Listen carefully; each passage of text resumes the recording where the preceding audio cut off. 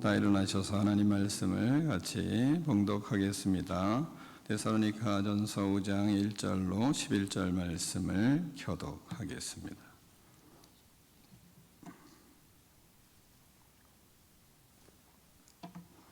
형제들아, 때와 시기에 관하여는 너희에게 쓸 것이 없음은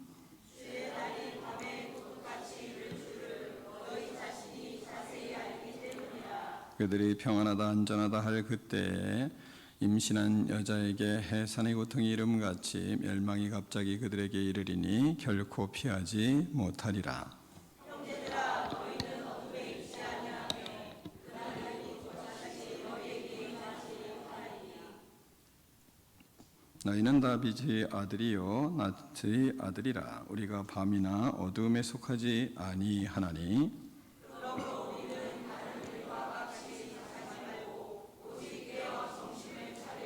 자는 자들은 밤에 자고 취하는 자들은 밤에 취하되 우리는 낮에 속하였으니 정신을 차리고 믿음과 사랑에 신경을 붙이고 구원의 소망에 두부를 쓰자. 하나님이 우리를 세우심은 노하심에 이르게 하심이 아니요 오직 우리 주 예수 그리스도로 말미암아 구원을 받게 하심이라. 예수께서 우리를 위하여 죽으사 우리로 하여금 깨어있든지 자든지 자기와 함께 살게 하여 하셨느니라. 함께 있습니다. 그러므로 피차 권면하고 서로 덕을 세우기를 너희가 하는 것 같이 하라. 아멘. 하나님의 말씀을 읽고 우리의 고백을 하나님께 올려드리겠습니다. 주의 말씀은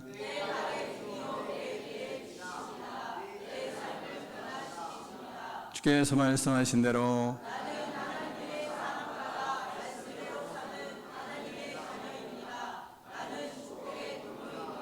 오늘도 주의 말씀에 말씀하여 주옵소서. 아멘. 다 자리에 앉겠습니다. 말씀의 제목을 크게 두 번 읽겠습니다. 시작.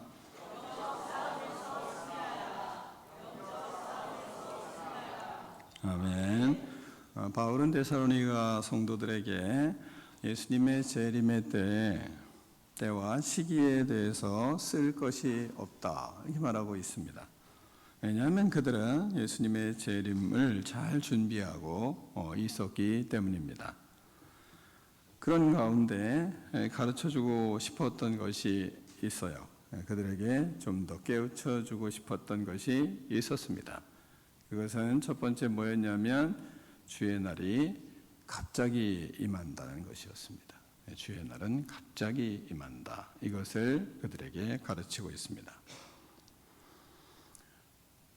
1절로 3절 말씀을 보면 목사님이 1, 2절 읽고 여러분이 3절을 읽겠습니다. 형제들아, 때와 시기에 관하여는 너희에게 쓸 것이 없음은 주의 날이 밤에 도적같이 이를 줄을 너희 자신이 자세히 알기 때문이라.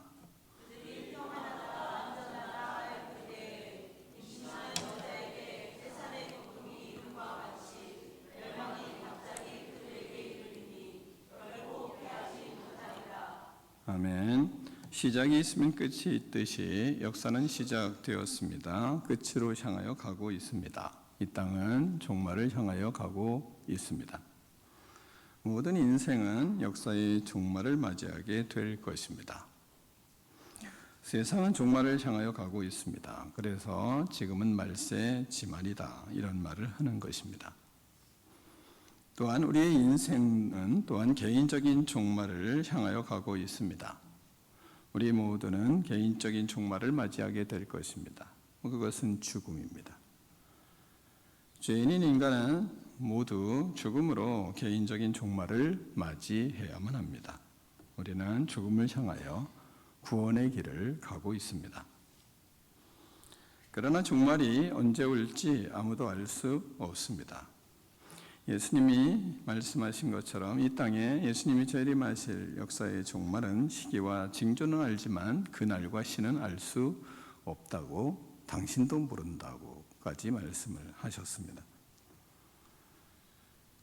그것처럼 우리의 개인적인 종말인 죽음도 시기와 징조는 알 수 있습니다. 나이가 들어가면 늙으면 죽음이 가까워 오는 것 다 알고 있습니다. 개인적 종말인 죽음의 시기가 오는 것을 알지만 그러나 그때가 언제인지는 알 수 없습니다. 오늘이 될지 내일이 될지 그날이 언제인지는 아무도 알 수 없는 것입니다. 그러므로 성경은 그 종말의 때를 갑자기 닥친다는 것을 본문에서 우리에게 가르치고 있습니다. 갑자기 오는 종말을 비유를 통해서 우리에게 정신을 차리게 하시는 것입니다. 마지막 때, 즉 주님이 오실 날은 밤에 도적같이 이른다. 이 말씀하세요. 2절을 같이 읽습니다. 시작.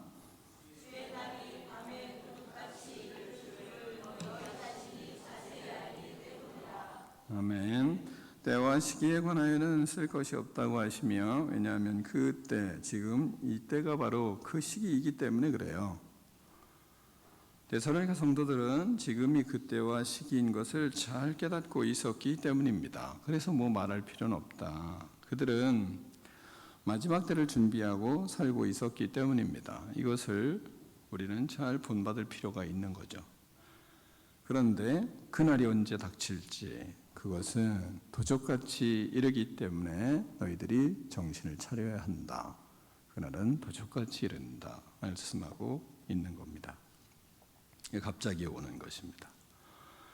사모님이 갑자기 전신 마비가 되었습니다. 조금씩 징조가 있었지만 이렇게 될 줄은 아무도 몰랐습니다.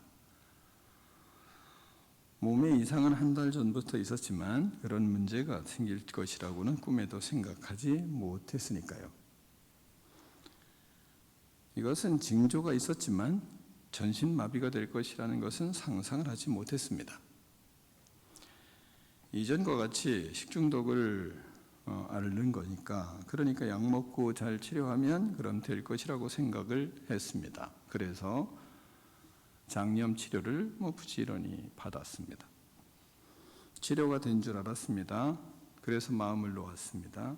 긴장을 하지 않았습니다. 아무도 몰랐습니다. 자녀도 몰랐고 남편도 몰랐고 의사도 몰랐고 간호사들도 몰랐습니다. 그래서 지지난 주일 죽음의 문턱을 넘어갔다가 기도 사건을 하고 살아났습니다. 우리의 종말도 이렇게 온다는 겁니다. 아무도 모릅니다. 언제 올지 모릅니다. 사모님도 멀쩡했습니다. 여러분도 멀쩡합니다. 그러나 모릅니다. 그게 본문입니다. 바울은 그것을 깨우쳐 주기를 원하는 것입니다. 이와 같이 예수님의 재림이 갑자기 온다 말씀하는 것입니다. 여러분은 그렇게 갑자기 오리라고 생각을 하지 않잖아요. 저도 그렇게 생각을 했습니다. 저 자신에 대한 죽음은 항상 생각을 하고 삽니다. 그런데 사모님에 대한 죽음은 생각을 하지 못했습니다. 근데 그런 일이 이렇게 갑자기 오더라고요. 또한 예수님의 재림은 임신한 여자에게 해산의 고통이 이름같이 갑자기 온다. 2번 강조를 하는 겁니다. 도적같이 이른다. 해산이 될 때 아무도 모를 때 갑자기 오는 것 같이 그렇게 온다 말씀하고 있어요. 3절을 같이 읽겠습니다. 3절입니다. 시작.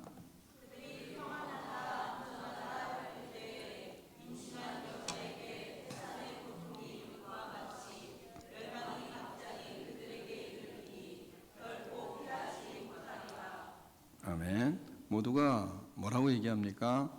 평안해, 안전하다니까, 우리 건강해, 다 그렇게 얘기한단 말입니다.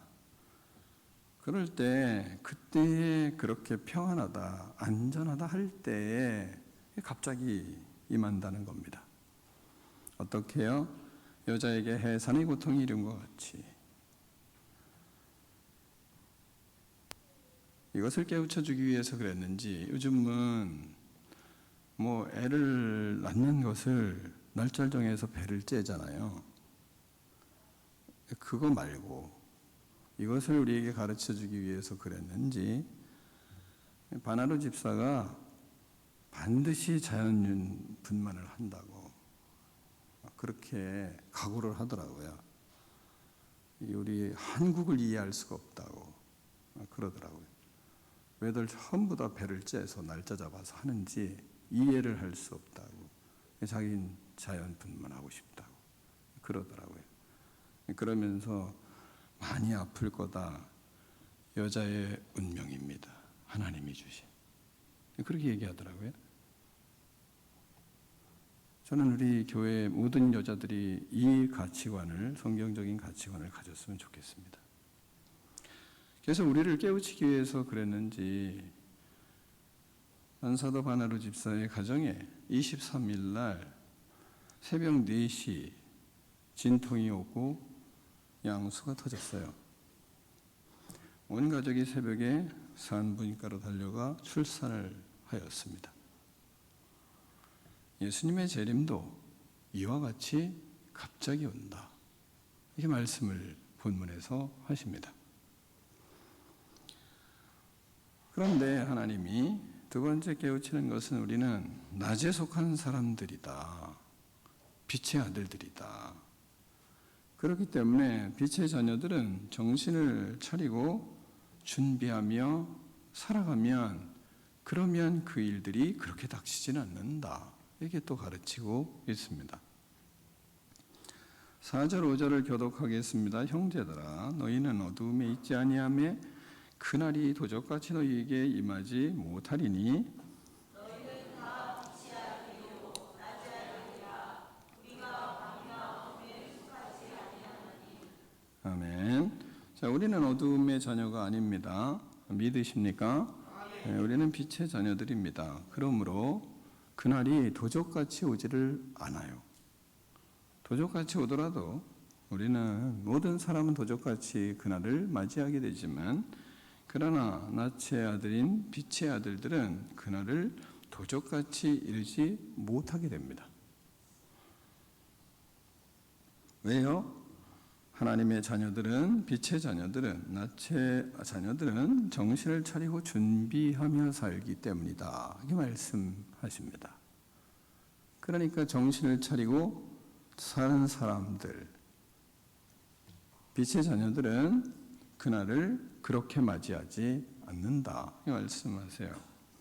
6절로 8절 말씀을 6절, 7절 목사님 여러분이 8절 읽겠습니다. 그러므로 우리는 다른 이들과 같이 자지 말고 오직 깨어 정신을 차릴지니라.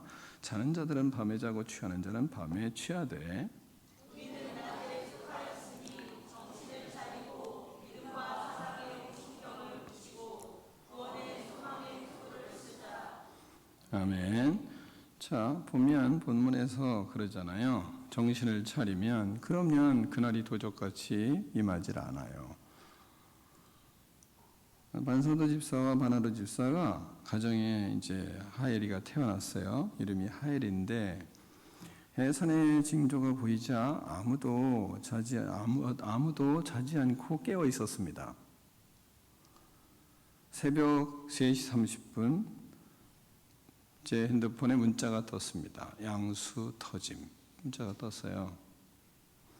그때까지 아무도 안 잤습니다. 나혜리도 안 잤습니다. 다 깨어 있었습니다. 준비한 출산 준비물을 가지고 하엘을 해산하기 위해서 산부인과로 달려갔습니다. 밤새 징조를 깨닫고 온 가족이 잠을 자지 않고 깨어 있었습니다. 이전부터 출산 준비를 해서 차에다 다 싣고 다녔습니다. 미리 준비를 한 것입니다. 출산이 징조가 보이니까 간편한 짐만 챙기고 신속하게 병원으로 달려갈 수 있었습니다. 무사히 출산을 하게 되었습니다. 빛의 자녀는 정신을 차리고 깨어 준비하고 살기 때문에 재림이 재앙이 아니라 축복입니다. 이게 기쁨이에요. 재림이 영광의 시간이 되는 것입니다. 빛의 자녀들에게는 믿으시기를 축원합니다. 또한 빛의 자녀들은 그러면 깨어서 무엇을 준비해야 합니까? 무엇을 준비해야 됩니까? 8절 이렇게 말씀하잖아요. 우리는 낮에 속하였으니 정신을 차리고 믿음과 사랑에 호신경을 붙이고 구원의 소망에 투구를 쓰자. 이렇게 말씀하세요. 어떻게 준비합니까? 정신을 차리고 믿음과 사랑에 호신경을 붙이는 것입니다. 그게 마지막 때를 준비하는 거예요. 깨어서 정신을 차리고 믿음과 사랑에 호신경을 붙이는 것이 바로 뭐 하는 거라고요? 이게 준비하는 거예요. 그러면서 두 번째는 뭐예요? 구원의 소망의 투구를 쓰는 것이다. 이 말씀하고 있습니다. 믿음과 사랑에 호신경을 붙이는 겁니다. 믿음은 오직 예수 그리스도로 생각할 줄 알고 예수 그리스도의 뜻을 말하고 예수 그리스도께서 가신 길을 같이 행동하며 살아가는 것입니다. 호신경을 붙이는 건 뭔지 알잖아요. 여기 이렇게 가슴에 붙이는 거예요. 그냥 그 갑옷 속에 가슴에 붙이는 겁니다. 여러분 그 전쟁 영화 이렇게 칼싸움하고 고대 한번 보면 속에 이게 딱 붙어 있잖아요. 가슴에. 그게 믿음과 사랑이에요. 저는 그래서 저 스스로 믿음과 사랑이다. 양쪽 가슴 한쪽은 믿음이고 한쪽은 사랑이다. 이 생각을 해요. 꼭 그렇다는 게 아니라 저 자신이 그렇게 생각을 한다 이겁니다. 믿음으로 사랑으로 호신경을 붙이는 거예요. 그러면 적의 화살이 파고들 수가 없는 거죠. 적은 어떻게 공격하나요? 그 심장을 파고들기 위해서 화살을 쏘잖아요. 말총도 쏘고 우리가 살아가는 가운데는 또한 우리를 어떻게 넘어뜨리기 위해서 비난도 하고 조롱도 하고 별의별 사탄의 용어들을 수많은 사람들이 우리의 심장을 찔러요. 왜요?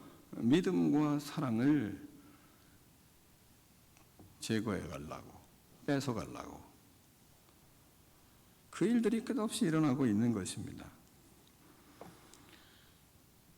오직 예수 그리스도로 생각하고 말하고 행동하며 하나님이 우리를 너무 사랑하시는 십자가에 대한 사랑이 얼마나 큰지 그것을 잃지 않고 가슴에 붙이고 믿음으로 살라고 부단히 애를 쓰는 것, 그것이 뭐냐? 그게 바로 빛의 자녀들이 애를 쓰고 심쓰며 준비해가는, 깨어서 살아가는 삶이에요. 깨어서 살라니까 기도만 하고 있는 게 깨는 게 아니고 우리의 마음을 그렇게 믿음의 마음, 사랑의 마음으로 예수 그리스도께서 우리에게 행하신 것으로 자꾸 가슴에 붙이는 거예요. 우리의 가슴에 심장에 심는 거예요. 그런 사람이 구원받은 사람이에요. 그런 사람. 그리스도인은 다 그렇게 사는 겁니다. 그게 구원받은 사람의 징표예요. 그런 사람이 낫의 자녀예요. 그런 사람이. 성도가 빛의 자녀로서 그렇게 살 때 무슨 일이 벌어지냐? 에베소서에서는 그래서 이렇게 말하는 겁니다. 에베소 5장 8절 9절에서 너희가 전에는 어둠이더니, 예전에는 예수님 없이 살았어요. 근데 이제는 주 안에서 빛이라, 빛의 자녀들처럼 행하라. 어떻게? 빛의 열매는 모든 착함과 의로움과 진실함에 있느니라. 이 말씀을 하세요. 그러니까 빛의 자녀는, 마지막 때를 준비하는 사람은 그 안에 빛의 열매가 있는데 그 열매가 무엇이냐? 착함이 드러나고 의로움이 드러나고 거짓이 사라지고 진실하단 말이죠. 이게 빛의 자녀들이 준비하며 사는 거예요. 교회 열심히 다녀서 살아갔기 때문에 하나님이 축복하시는가? 맞아요. 그런데 반만 맞아요. 열매가 없어요. 위험해요. 열매가 없으면 위험합니다. 우리는 모든 인생사를 통해서 우리가 착함과 의로움과 진실함의 열매가 열려야, 그래야 하나님이 기뻐하시는 거예요. 여러분, 이 가을에 열매가 없어요. 농부가 어떻게 생각할까요? 농부가 탄식을 하지 않겠습니까? 우리의 농부이신 예수님께서 우리가 믿음의 길들에 열매가 없다면, 착함과 의로움과 진실함이 없다면, 그러면 우리가 사랑과 믿음을 열매를 맺지 못하고 있는 거 아니잖아요. 맺지 못하고 있는 거가 되거든요. 그러면 그게 얼마나 비참한 현실이 되겠습니까? 그건 어두움에 있는 것일 수가 있거든요. 또한 머리에는 구원의 소망의 투구를 써야 된다, 이렇게 말씀하고 있어요. 머리에 구원의 사상으로 충만한 것입니다. 영적 싸움에서 승리하려면 하나님을 향해 흔들리지 않는 이런 믿음과 사랑이, 호심경이 다 붙어져 있어서 늘 나를 사랑하시고 죽기까지 나를 사랑하시고 나를 위하여 죽으시고 또한 부활하셔서 우리에게 구원을 주신 그 하나님의 은혜가, 그리고 하늘나라의 소망이 그 마음속에, 그 생각 속에 충만해서 사상이 무장되어 있는 것입니다. 아픔 중에, 고난 중에도 오직 십자가 부활의 믿음과 십자가의 그 아들 예수 그리스도, 그분의 은혜, 하나님의 그 사랑, 그 묵상하며 영적 싸움에서 승리를 하는 거죠. 여러분은 가장 사랑하는 사람이 질병으로 사투를 벌이고 있을 때, 여러분은 그때 무슨 생각을 할 수 있을까요? 저는 너무나 하나님 앞에 감사한 건, 그 생활, 그 상황 속에서 제가 생각할 거는 오직 믿음과 사랑과 예수 그리스도, 하나님의 그 사랑, 예수 그리스도의 십자가, 그 부활의 은혜, 아들을 주시기까지 사랑하신 그 하나님의 사랑, 그거 외에는 묵상할 게 없더라고요. 그런 상황 속에 성경 들고 기도하고 성경 보고 될까요? 사람이 죽어가는데 그 죽음 앞에서 뭐 하겠습니까?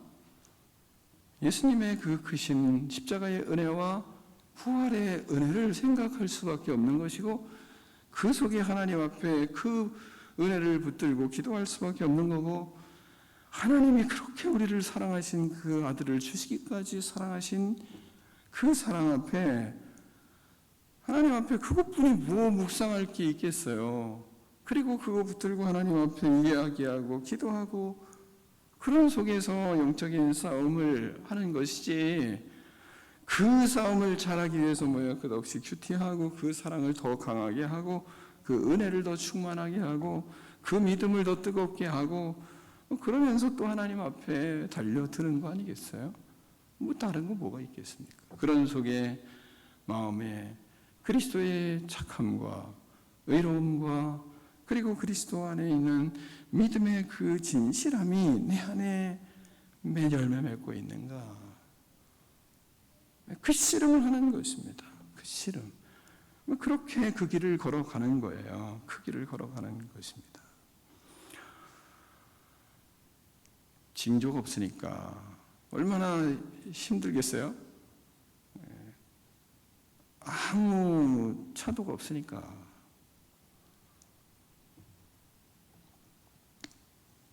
월요일 날 갔다 왔는데도 아무 차도가 없어요. 하나님 앞에 없이 이 씨름을 하는 것입니다. 그러면서 씨름하는 가운데 하나님이 저에게 이런 말씀을 주셨어요. 일어나 씻기라. 기도하는데 하나님이 일어나 씻기라 그러더라고요. 그래서 그랬어요. 일어나야 씻기죠. 일어나지도 못하는데 어떻게 씻겨요? 그랬더니 하나님이 저한테 명확하게 그리는 거예요. 일으키는 것은 내 일이고 네가 할 일은 씻기는 일이다. 그러시더라. 그러더니 수요일 날 봤는데 그때부터 일어나기 시작했어요. 난 놀랬습니다. 물론 그런 일들이 인생에서 한 대여섯 번이 있었어요. 그런데 하나님이 일으키시는 걸 내가 하겠습니까? 그러니까 일으키는 건 내 일이고 씻기는 거는 너의 일이다. 그러니까 씻기라. 그래서 일으켜 세워주실 거구나. 그러면서 기대하고 그 다음 면회를 갔어요. 근데 서서히 일어나기 시작하는 거예요. 믿음의 길은 우리가 다른 일로 우리가 그 속에서, 그 아픔 속에서 이길 수가 없어요. 할 수 있는 게 없거든요. 그러니까 하나님이 살아계시고 나를 위해서 행하신 그 엄청난 은혜가 있으니까, 그러니까 예수님의 그 사랑, 그리고 그 믿음, 십자가 부활의 그 믿음, 그리고 주님께서 걸어가신 그 길, 어떻게 하면 같이 하나님 잘 걸어갈 수 있을까요? 처음에 힘들 땐 큐티를 하고 막 애를 써봤죠. 흙이 됩니까? 붙들립니까? 거기 원망하는 거 많잖아요. 원망하는 게 자꾸 나오니까 제가 하나님 앞에 그랬어요. 하나님, 내가 이 상황이 어떤 상황이라도 원망은 일도 안 하겠습니까? 안 하겠습니다. 무슨 한이 벌어지더라도 원망은 절대로 안 하겠습니다. 그런 기도를 했어요. 아직까지 원망 한 번도 안 했어요. 믿음의 길은 예수 그리스도의 십자가와 부활의 믿음, 그 믿음을 강하게 하면 할수록 어려움이 있어도 우리가 생각할 건 그것뿐이 없어요. 다른 게 어디 있어요? 성경 다른 한 구절이 어디서 붙든다고 그게 돼요? 그 근본적인 믿음과 사랑, 그리고 하나님의 그 크신 은혜, 그뿐이 생각할 게 없습니다. 우리는 그런 속에서 이렇게 빛의 자녀로 열매를 맺고 살아가는 거죠. 착함과 의로움과 진실함의 열매를 맺어가는 것입니다. 왜 이렇게 하나님이 우리를 해갈까요? 왜 이렇게 만들어 가실까요? 그 다음에 하나님이 너무 좋으신 분인 건, 하나님은 우리를 구원하시기 위해서 그런다는 거예요. 또한 자기와 함께 살게 하기 위해서, 당신과 함께 살고 싶어서 그렇게 우리를 한다는 거예요. 9절에 보세요. 이러잖아요. 하나님이 우리를 세우심은 뭐하라고요? 주 예수 그리스도로 말미암아 구원을 받게 하시려고, 우리를 구원받게 하려고. 또 하나, 두 번째는 10절 보면 그러잖아요. 우리로 하여금 깨어 있든지 자든지 자기와 함께 살게 하려 하셨느니라. 당신과 함께 살게 하려고 그렇게 하라는 거예요. 그러면서 마지막 뭐라 그래요? 그러므로 피차 권면하고 서로 덕을 세우며 살아라, 이렇게 말씀하고 있어요. 저는 이번 이 과정을 통해서 우리 성도들이 믿음 하면서 성격이나 이 자신의 그릇된 악습이나 더러운 말과 지저분한 행동과 이런 것이 잘려나가는 은혜가 하나님 우리 교회에 있게 해주세요 하는 그런 기도를 했어요. 우리가 하나님 앞에 진정한 하나님 이 마지막 때를 준비하는 빛의 자녀로서 빛의 열매가 우리 교회의 성도들에게 풍성하게 해주세요. 그거 외에는 다른 것이 없네요. 하나님, 왜 우리에게 마지막 때를 준비하고 경성하라 하시나? 그 열매 맺는 인생을 살아가게 하기 위해서 하나님은 마지막 때는 급히 온다, 갑자기 온다, 종말은 갑자기 온다. 왜? 너 성격 고쳐라, 너 더러운 성질 고쳐라, 네 마음 고쳐라. 그래서 나와 영원히 함께 살 그런 아름다운 열매 맺어라. 그런 은혜가 저에게도 여러분에게도 풍성하기를 축원합니다. 기도하겠습니다. 하나님 아버지, 주님을 사랑하는 주의 백성들에게 이 땅에서 하나님 아버지 놀라운 기회를 주시고 은혜를 주시고 믿음을 주셔서 살게 하심을 감사합니다. 십자가의 죽으심으로 우리를 구원받게 하시고 재림 때에 주님을 만날 때까지 믿음과 사랑의 호심경을 붙이며 깨어서 하나님 정신을 차리고 마지막 때를 대비하며 영적 싸움에 승리하라 하시는데 하나님 아버지 그 일로 인하여 우리의 마음이 착함과 의로움과 진실함의 열매를 맺고 하나님 앞에 설 때 잘했다 칭찬받으며 주님의 면류관을 받아 누리는 아름다운 믿음의 권속들 다 될 수 있도록 하나님 축복하여 주시옵소서. 예수 그리스도 이름으로 축복하며 기도하옵나이다. 아멘.